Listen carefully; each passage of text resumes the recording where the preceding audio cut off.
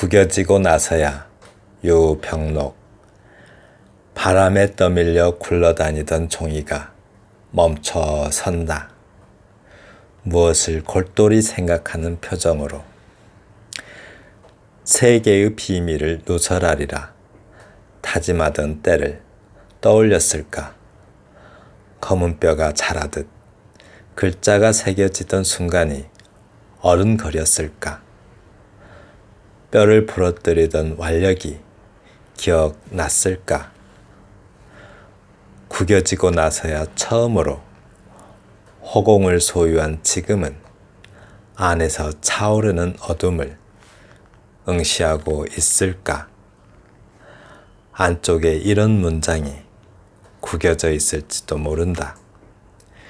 빛의 속도를 따라잡으면 시간을 거스를 수 있지만 어둠은 시간의 죽음, 그 부피를 측량하면 시간을 지울 수 있을 것. 문장을 완성한 후에 의미를 깨달은 것처럼 종이는 상처를 끌어안은 채 잔뜩 웅크리고 있다. 내 눈동자에서 어떤 저기를 발견한 듯이 구겨진 몸을 다시 펼치지 말라는 듯이 품 안에서 겨우 잠든 어둠을 깨우지 말라는 듯이.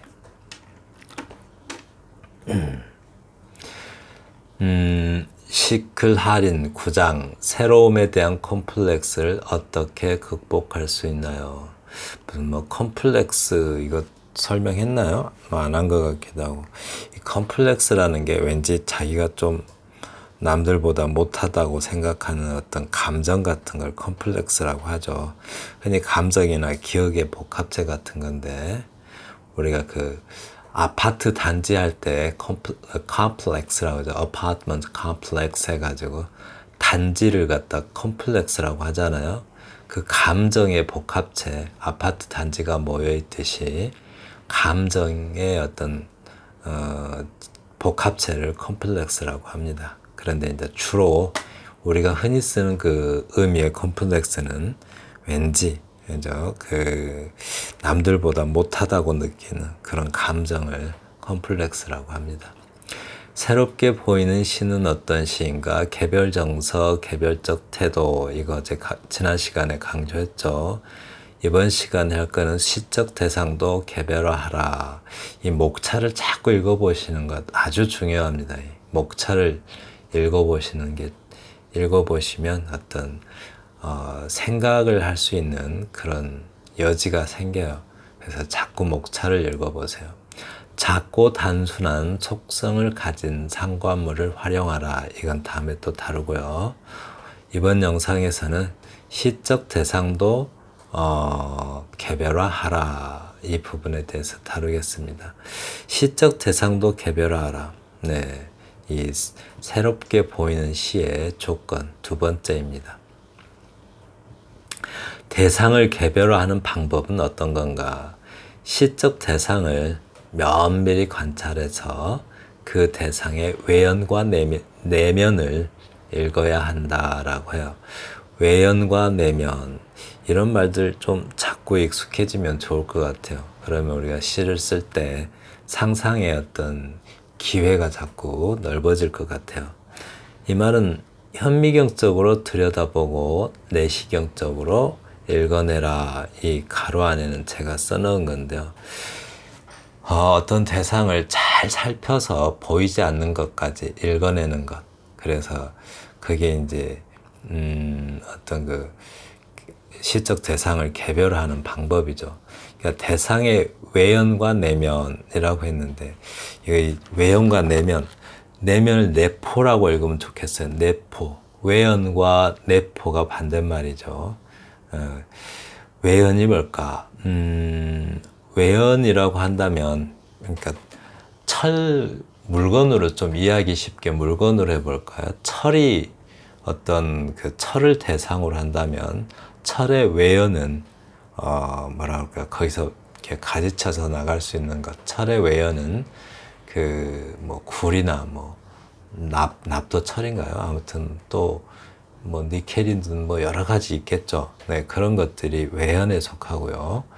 또 내포라고 하면 또 거의 그 안에 들어있는 거죠. 철 하면 그 철에 포함되는 것들을 내포라고 하는데, 그래서 외연이라는 것은 눈으로 관찰할 수 있는 것에서 더 확장해 나가는 거죠. 그리고 내면은 보이지 않는 것, 네, 보이지 않는 부분까지 읽어내는 것, 그 속성을 읽어내는 것이 내면이라고 할 수가 있을 것 같습니다. 네, 그러면 이 작품을 보면서 한번 살펴보겠습니다. 우선 이 작품을 읽으실 때 먼저 작품을 읽어보시고 또 감상을 함께 하시는 것도 괜찮을 것 같아요.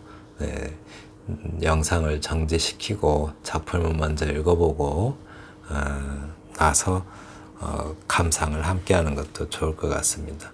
이 작품을 읽을 때 어떤 개별화된 어떤 대상이 뭔지, 또 개별화된 정서는 뭔지, 또 개별화된 태도는 뭔지, 이런 것들을 항상 개별화된 정서니 개별화된 태도니 하는 것은, 즉 다시 말해서 소재는 평범한 것일 수 있지만 그 소재가 개별화돼야겠죠. 네, 여기서 나오는 구겨진 종이를 봤을 때, 구겨진 종이는 뭐 어떤 사람이 보느냐에 따라서 종류가 다양해지겠죠.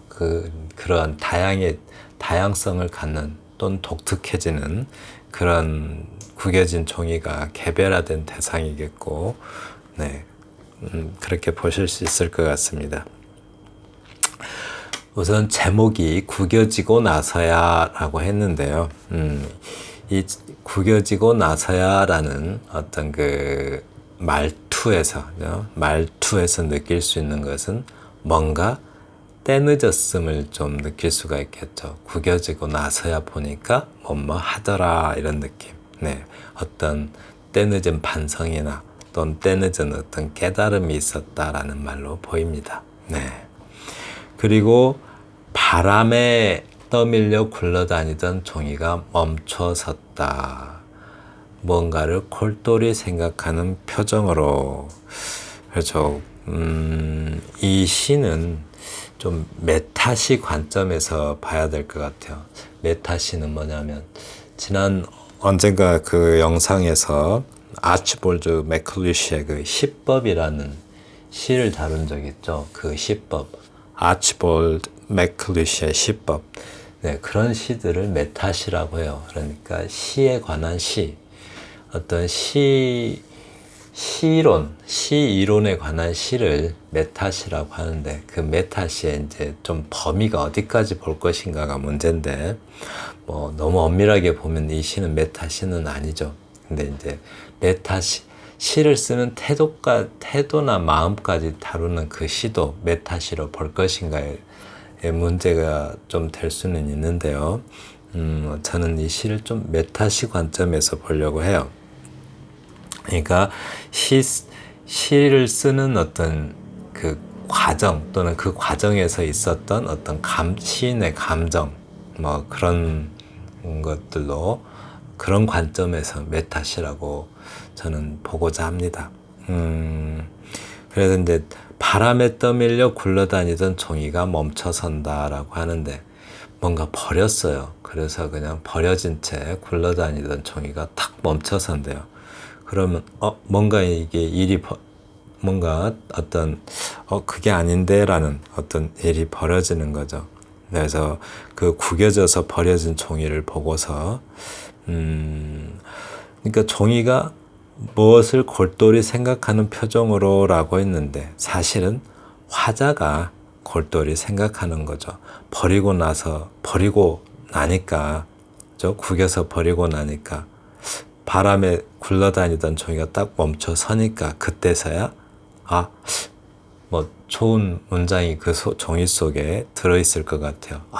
그 표정이 정말 좋은 시였을 것 같다라는 느낌이 있을 수도 있죠. 네, 그런 표현을 이렇게 한 것 같습니다. 시의 세계의 비밀을 누설하리라 다짐하던 때를 떠올렸을까. 검은 뼈가 자라듯 글자가 새겨지던 순간이 어른거렸을까. 뼈를 부러뜨리던 완력이 기억났을까. 이런 표현 한번 쓴다는 게 참 이렇게 어떻게 하면 이렇게 쓸까요? 그러니까 세계의 비밀을 누설하리라. 그러니까 이거는 뭐랄까요?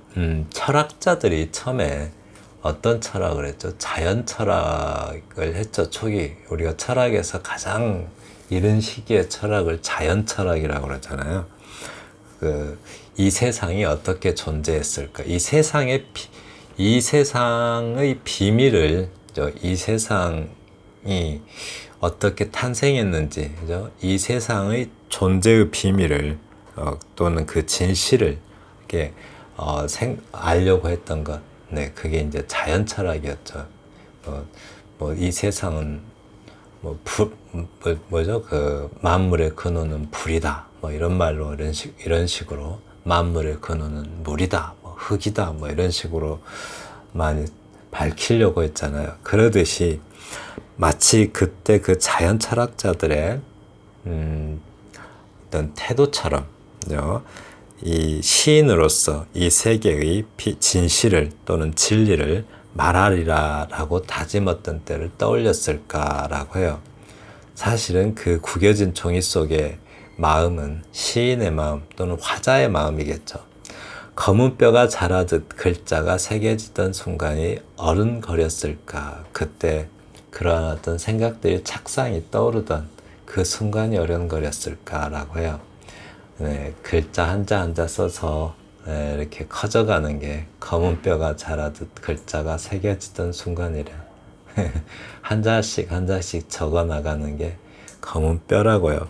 한마디로 검은 뼈라는 것은 시의 뼈대가 될 만한 어떤 그 글귀를 말하는 거겠죠. 그런데 그 글귀가 구겨진 조개 속에서 쓰여지는 어떤 그죠?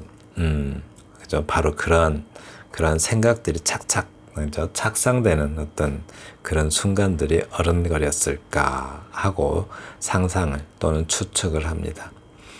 뼈를 부러뜨리던 완력이 기억났을까? 이게 무슨 뜻일까요? 뼈를 부러뜨리던 완력이 기억났을까? 완력이 뭐죠? 이게 팔뚝 완자의 힘력자죠. 그러니까 완력, 강제력, 그러니까 팔뚝의 힘이죠. 근데 이 뼈는 뭐였어요? 처음에 떠올랐던 그런 어떤 시의 뼈대가 될 만한 그런 글귀라고 볼 수도 있을 것 같아요. 그러니까 처음에 착상을 또는 처음에 전체 발상을 좀 발상을 어떤 버리게 할 만한 완력은 첫 번째 발상을 버리게 할 만한 그 다음에, 그러니까 구겨진 종이 속에 적혀 있을 법한 어떤 그 글을 압도하는 다른 글, 또 다른 생각을 완력이라고 표현한 것 같아요. 그죠? 이 뼈를 압도하는 처음의 생각을 압도하는 또 더 힘이 센 또 다른 생각을 말하겠죠. 그런 발상. 네, 그걸 이렇게 표현한 것 같아요. 그러죠? 그러니까 뼈를 부러뜨리는 완력이라고 하죠. 이 바로 앞에서 뼈가 자라는 것, 뼈는 는 듯한 그런 글자가 새겨지는 순간이니까 어떤 글이죠. 뼈라는 것은. 그래서 그런 완력이 기억났을까라고 합니다. 네, 다음에 구겨지고 나서야 처음으로 허공을 소유한 지금은 안에서 차오르는 어둠을 응시하고 있을까라고 했는데요. 구겨지고 나서야 처음으로, 그러니까 종이 속에 있는 글귀, 생각, 발상이겠죠. 그런 어떤 발상이 버려지고 나서 처음으로 허공을 소유한 지금이래요. 허공. 그죠? 이 허공은 뭐죠? 구겨진 종이 안을 말하죠. 종이 안. 버려지고 나서 그 글귀가 처음 기껏 소유한 게 그 허공이래요. 그 허공은 비어 있는 건데 그 안에 차오르는 어둠을 응시하고 있을까? 그러니까 종이 안에 허공 속에 그 허공 안에 또 뭐가 차올라요? 어둠이 차오른대요. 그것을 응시하고 있을까? 또 화자의 생각이죠. 화자의 추측이고 그건 아닐까? 뭐 그거일까? 이러면서 그러니까 그러니까 어떤 거 어둠이라는 것은 밝혀지지 않는 그 무엇이겠죠. 그 밝혀지지 않는 그 무엇인데 어떤 그 세계의 비밀을 어떤 누설하리라고 다짐했는데 아직도 그 비밀을 모르고 있어요. 그 모르고 있는 상태, 그 모름, 무지를 말하죠. 그 무지를 응시하고 있을까라고 상상하고 있습니다. 네. 그 다음에 안쪽에 이런 문장이 구겨져 있을지도 모른다. 어떤 문장이요? 빛의 속도를 따라잡으면 시간을 거스를 수 있지만 어둠은 시간의 죽음. 그 부피를 측량하면 시간을 지울 수 있을 것이라고 했네요. 그러니까 어둠은 시간의 죽음이래요. 이게 무슨 말일까요? 빛의 속도를 따라잡으면 시간을 거스를 수 있지만 이건 뭐 상대성 이론에서 나오는 건가요? 그런데 어둠은 시간의 죽음이라고 했어요. 어둠이라는 것. 그러니까 시간은 빛이 있어야 따라잡을 수 있겠죠. 왜냐하면 빛의 속도를 따라잡으면 시간을 거스를 수 있으니까.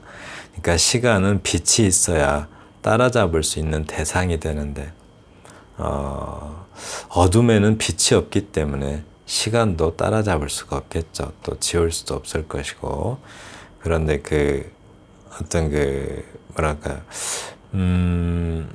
시간은 항상 어떤 빛과 함께 공존하죠. 그러니까 모든 존재의 모습은 어떻게 보면 존재한다라는 것, 모든 존재의 모습은 그 빛의 거부입니다. 그러니까 빛을 거부해서 그러니까 빨간 꽃이 가장 싫어하는 빛깔은 빨간색이에요. 그러니까 모든 존재는 빛을 거부해서 보이는 것이죠. 그래서 그러니까 어둠을 제거하고 빛에 의존해서 존재는 자신의 존재를 드러내죠. 또 그렇게 표현할 수도 있을 것 같아요.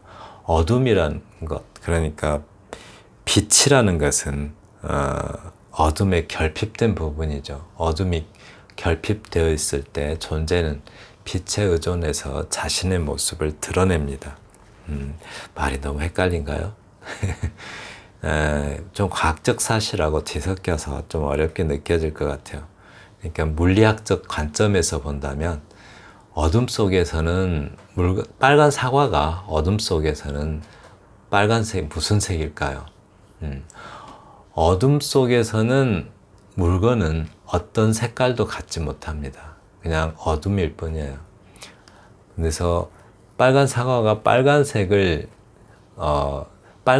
빛 안에 들어있기 때문에 어둠 속에서 빨간색을 가질 수가 없겠죠. 그래서 예를 들어서 빨간 사과는 빛이 들어왔을 때 자기가 가장 싫어하는 빨간색을 반사시킵니다. 그래서 빨간색이 드러나요. 빛이 없으면 빨간색은 드러나지 않습니다. 이렇게.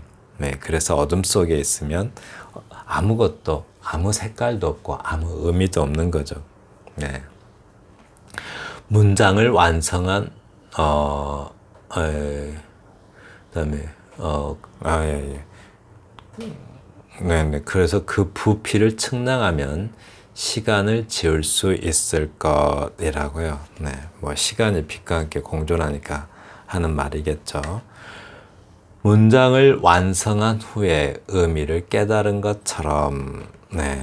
문장을 완성한 후에 의미를 깨달은 것처럼 뒤늦게 다시 되돌아봅니다. 종이는 종이는 상처를 끌어안은 채 잔뜩 웅크리고 있다. 내 눈동자에서 어떤 저기를 발견한 듯이. 무슨 웅크리고 있다, 잔뜩 웅크리고, 상처를 끌어안은 채 잔뜩 웅크리고 있다. 이 모습 보면 마치 어떤 동물 생각나죠. 학대받은 또는 버려진 강아지가 겁을 먹고 웅크리고서 벌벌 떨고 있는 것 같은 그런 느낌을 좀 주죠. 종이가 그 신세가 됐어요. 그러니까 글쓴이가 자신이 쓴 글을 이렇게 구겨서 버리고 그 버려진 글은 그 버려진 종이에 적혀 있는 버려진 글이 주인의 눈에서 어떤 좀 적대감, 자기를 버리는 그런 적이라고 해야 할까요? 좀 악한 감정, 그런 것을 발견하고 겁을 먹어요. 또 버릴까 봐서. 네, 그래서 어떤 버려진 글귀가 또는 버려진 발상, 생각, 그런 것들이 마치 그 유기된 강아지처럼 주인을 원망하고 있는 것처럼 보입니다.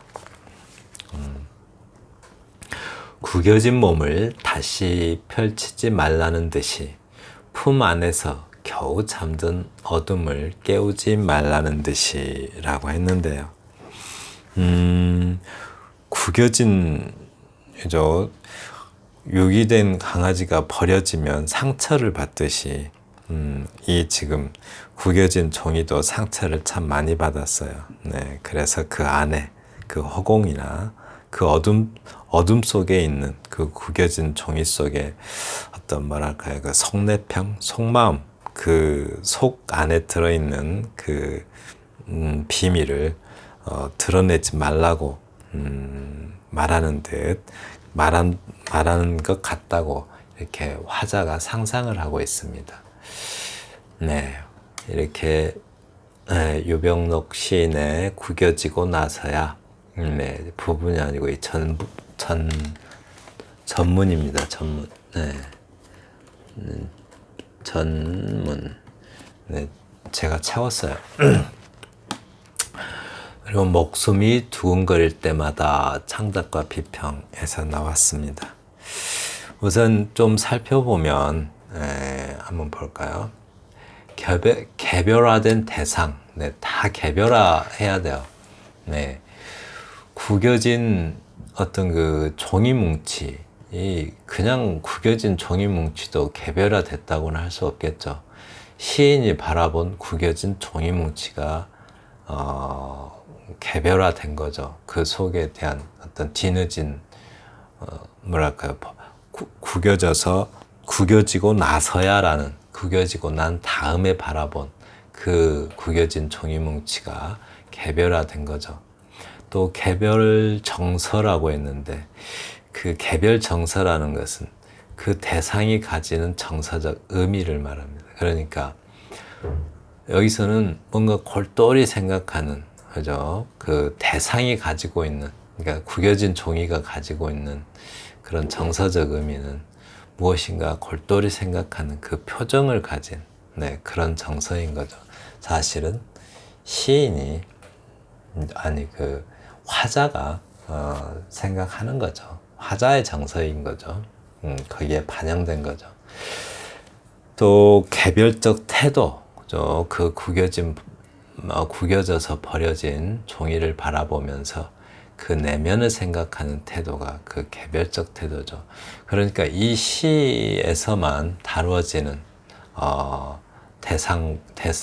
대상이고, 또 이 시에서만 다루어지는 정서, 이 시에서만 볼 수 있을 법한 그러한 태도, 네, 이런 것들로 인해서 뭐가 생겨요? 처음 써진 것 같은 그런 시, 즉 새로워 보이는 시가 새로운 시로 보이는 이유가 되는 거죠.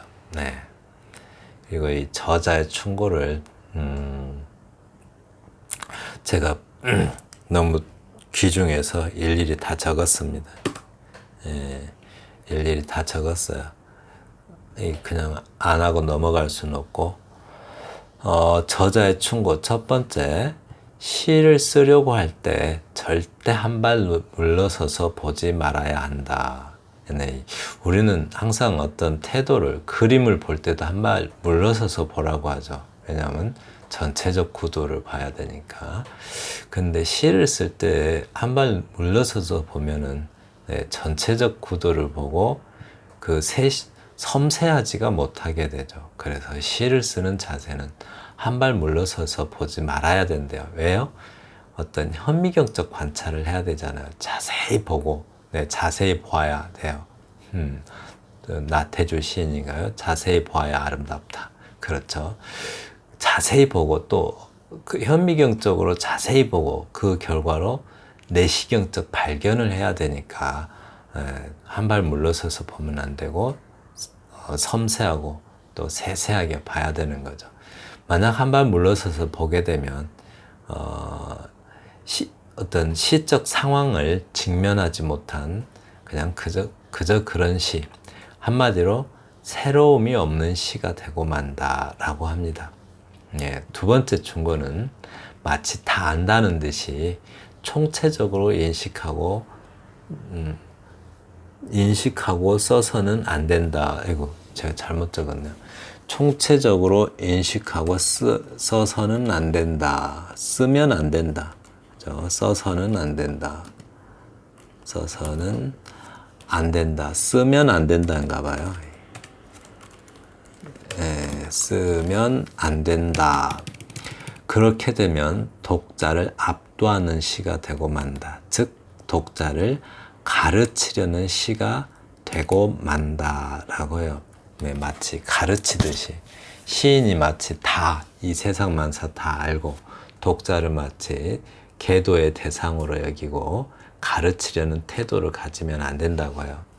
네, 현대의 명민한 독자들은 절대 우월적 시인과 우월한 화자에게 가르침을 받을 생각이 없다라고 합니다. 그렇죠. 독자가 시인에게 가르침을 받으려는 것이 아니라 공감하려고 하는 거겠죠. 독자가 깨달음을 주어서는 안 된다.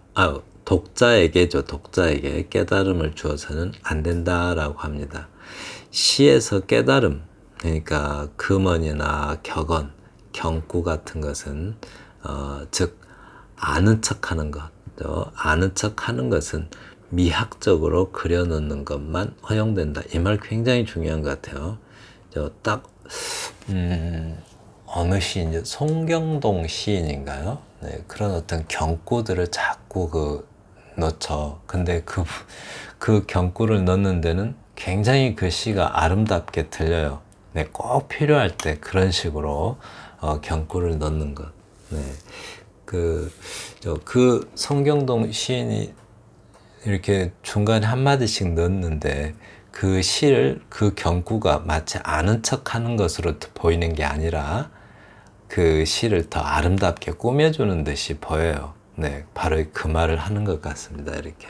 그러니까 꼭 미학적으로 그 시를 아름답게 만들어주는데 필요할 때만 어떤 경구나 격언, 금언 그런 것들을 넣으라는 거죠.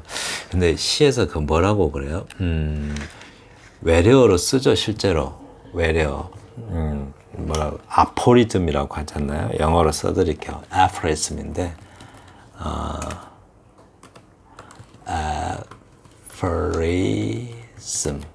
aphorism이라고 하죠. 이런 경구 같은 걸 넣는데, 좀 에피그램이라는 말도 있어요. 에피그램. 에피그램. 조금 다른 의미인데, 마치 어떤 풍자시처럼 짧은 말로 약간 풍자적 느낌을 넣는 것을 아피그램이라고 그러고요. 아포리즘은 어떤 그 출처가 있는 느낌이 있어요. 네. 어떤 출처가 있는 듯한 느낌으로 경구를 쓰는 것을 아포리즘이라고 그래요. 영어로 aphorism, epigram. 네, 영어 공부도 자꾸 영어 공부하실 분들은 쑥쑥 자라는 영어나무 유튜브로 오시는 거 아시죠? 한 20분만 오셔서 1000명 채워주세요. 대상이 처한 상황에서 특별한 것을 읽어내야 한다. 대상이 처한 상황에서, 이 시에서 보면 대상이 처한 상황은 버려진 상황이고 그 어둠을 안고 있는 상황이죠. 버려져서도 어둠을 안고 있으니까 또 그 구겨져서 그 구겨진 허공 속에 어둠을 이렇게 허공을 안고 있고 또 그 허공 속에서는 어둠이 채워지는 그 특별한 것을 읽어낼 수 있어야 된대요.